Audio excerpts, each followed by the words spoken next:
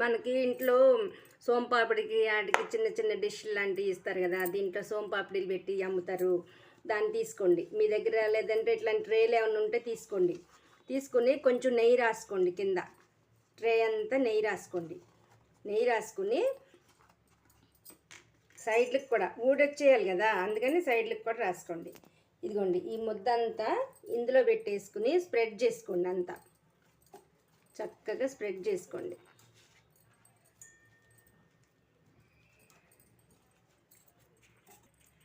ఇది ఇంకా easy process. అదన్నా కొంచెం రిస్క్ అయింది, కానీ ఇది ఇంకా ఈజీ. ఇందులో పెట్టి నొక్కేసాను, అంతే, అయిపోయింది.